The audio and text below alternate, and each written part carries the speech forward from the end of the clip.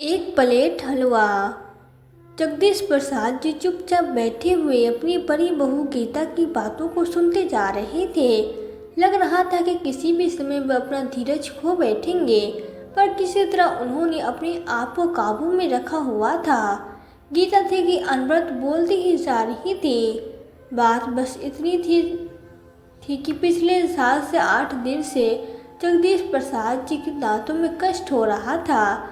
दर्द से बेहाल थे। डॉक्टर को दिखाया तो उन्होंने दांत को निकलवाने की सलाह दी थी, पर दर्द के कारण ये संभव न था।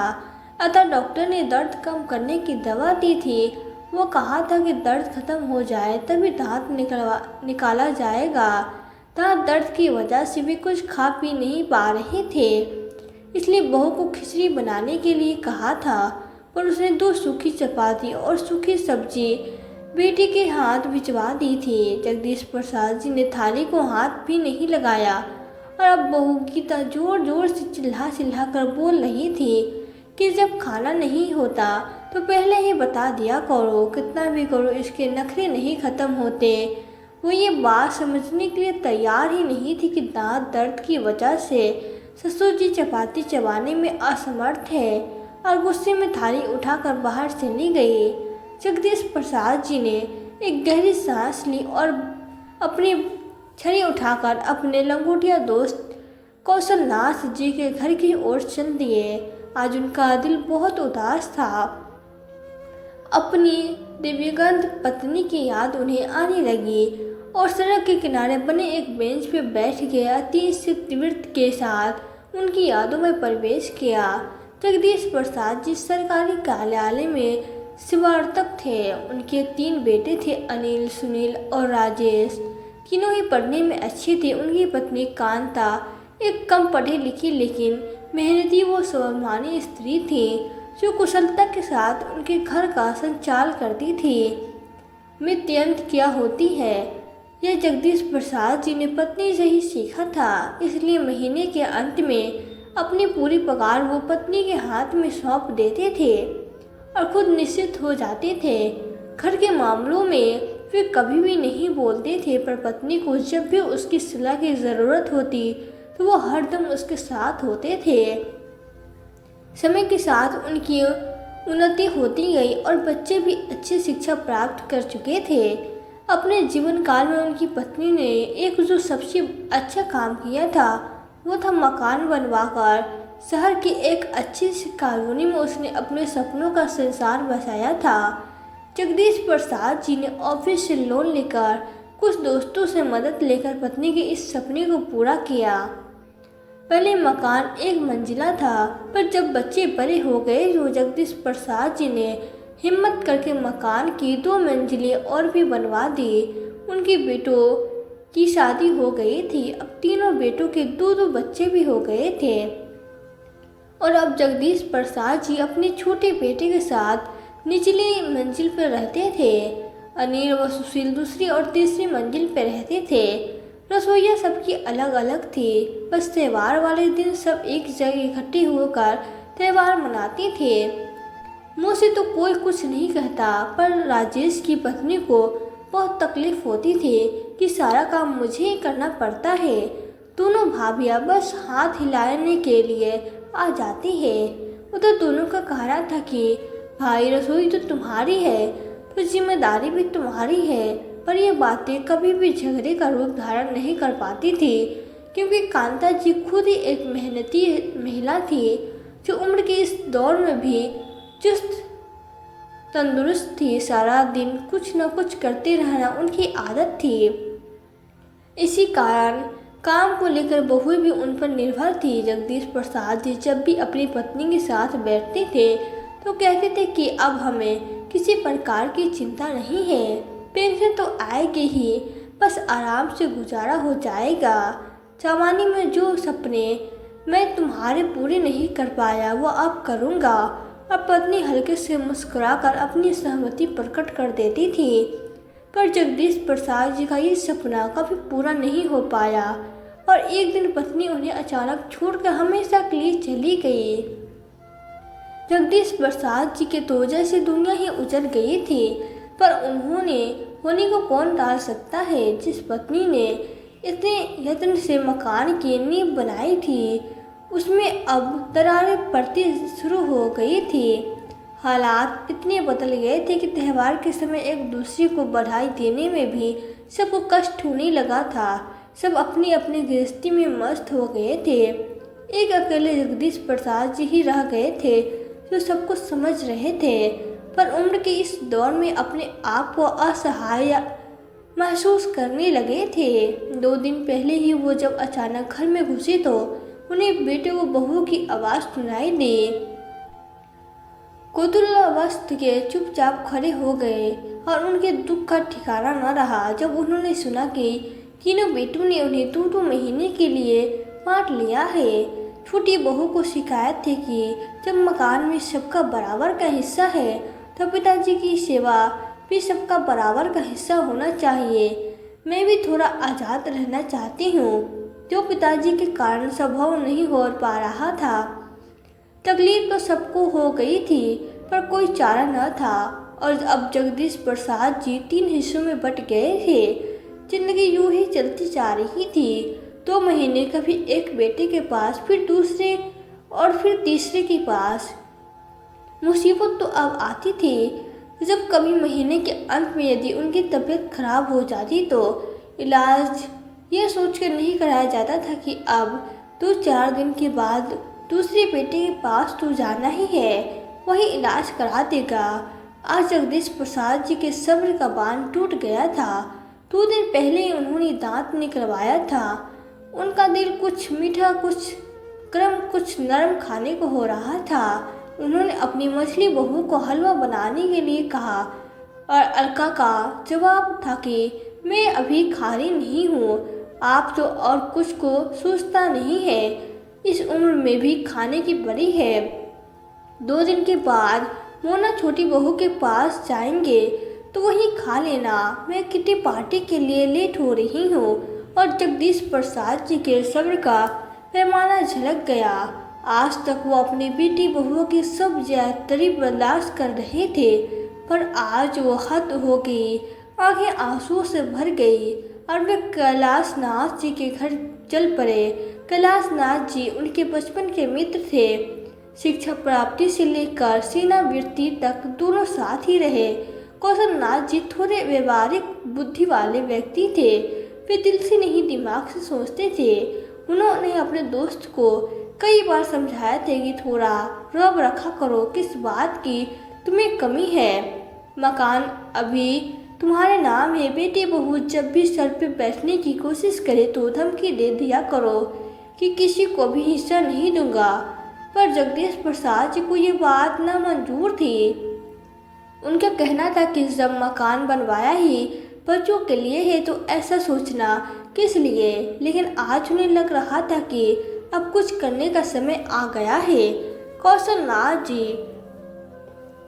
ने सलाह मशवरा करके जगदीश प्रसाद जी घर आकर पत्नी की तस्वीर के सामने आकर खड़े हो गए, जैसे मन ही मन उसके विचार विमर्श कर रहे हो।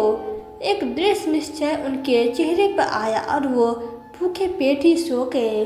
किसी ने भी खाने के लिए नहीं पूछा। उन्हें पता नहीं कि उनके तीनों बेटे पत्नियों के साथ गर्मी की छुट्टी में बाहर जा रहे थे। किसी को भी यह ख्याल नहीं था कि पिताजी क्या खाएंगे, कैसे रहेंगे। जगदीश प्रसाद जी ने भी कुछ नहीं कहा। उन्हें अपनी योजना को अंतिम रूप देने का अवसर मिल रहा था। वो चुपचाप शांत स्वभाव से बैठकर सबकी तैयारियां देख रहे थे। वैसे भी उनका मानना था कि जब बेटे ही माँ बाप को नहीं पूछते तो बहुओं से क्या उम्मीद रखना। पर वे तो चाहती ही है कि किसी की सेवा न करनी पड़े। वे तो पति और बच्चों में ही अपना परिवार देखती है। सास ससुर उन्हें बोझ लगने लगते हैं। वे अपने अधिकारों के प्रति वो सचेत रहती है, पर अपने कर्तव्य की तरफ से आंख मूंद लेती है। सबके जाने के बाद जगदीश प्रसाद जी अपने मित्र के साथ प्रॉपर्टी डीलर के पास गए। प्रॉपर्टी डीलर कौशलनाथ जी के पुत्र का खास दोस्त था। उसने मिलकर अपना व्यथा बताई, कुछ सलाह मशवरा किया। वो आपस में 20 दिन के बाद जब बेटी बहू पर सांचित घर लौटे तो मकान पर ताला देख सबकी त्योरियां चट गई। छोटी बहू मोना बोलने लगी, हद हो गई लापरवाही की, पता था कि हम आज आ रहे हैं, घर नहीं बैठ सकते। उसके गुस्से के कारण भी थी। अब 2 महीने पिताजी को उसके पास रहना था। काफी देर इंतजार करने के बाद अनिल व सुशील कौशलनाथ जी के घर की ओर चल दिए और उनके पैरों तले जमीन खिसक गई जब उन्हें पता चला कि पिताजी ने मकान 20 लाख में बेच दिया है और अब वे कहाँ है, किसी को कुछ पता नहीं। तीनों परिवारों को समझ में नहीं आ रहा था कि अब ये क्या हो गया है। उन्हें लग रहा था कि यह एक भद्दा मजाक है तो पिताजी ने उनके साथ किया है। गुस्से में तीनों भाई उबल रहे थे। पिताजी ऐसा कैसे कर सकते हैं? मकान की कीमत लगभग 2 करोड़ की थी तो पिताजी ने 20 लाख का घाटा क्यों उठाया? ये उन सबकी समझ में से बाहर था। कोई चारा न देखकर सब अपने ससुराल चले गए। अगले दिन बड़ी बेटी के पास कौशलनाथ जी का फोन आया और उन्होंने तीनों पुत्रों को अपने पास आने के लिए कहा। कुछ अवश्य सूचना देनी है। शाम तक का सभी इंतजार सबको भारी पड़ रहा था। कौशलनाथ जी के पास से जो सूचना उन्हें मिली उसे तीनों की जुबान पर ताला लग गया था। दिमाग जैसे कुंद गया हो। सोचने समझने की शक्ति ने जैसे साथ ही छोड़ दिया। कौशलनाथ जी के अनुसार जगदीश प्रसाद जी हरिद्वार चले गए हैं और उन्होंने वहां पर एक घर ले लिया है और अब वहीं रहेंगे। यह समाचार पूरे परिवार पर एक भारी प्रहार था।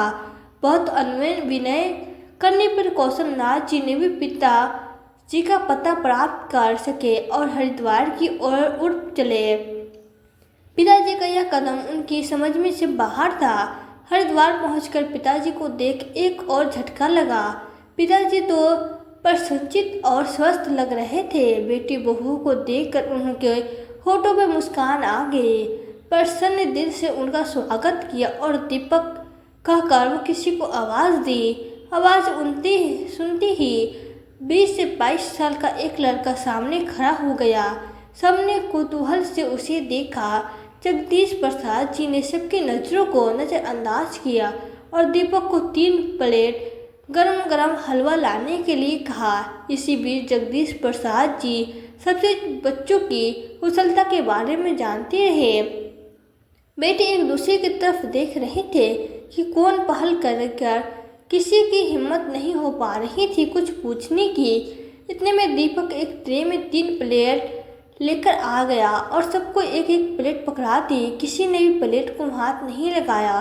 किसी को बोलती न देख जगदीश प्रसाद जी ने कमान अपने हाथ में ली और बोलने लगे, तुम सबको हैरानी हो रही होगी और गुस्सा भी आ रहा होगा कि पिताजी को ये क्या सनक सवार हो गई है, लेकिन कारण भी तो तुम लोग ही हो।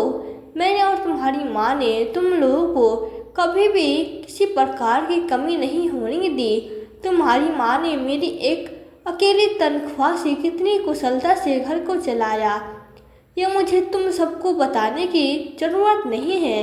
और आज मुझे ये कहने में कोई भी शर्म नहीं है कि उसने अकेले तुम सभी को अपने प्यार में बांध रखा था, पर तुम तीनों ने अपने एक पाप को भी किस्तों में बांट लिया।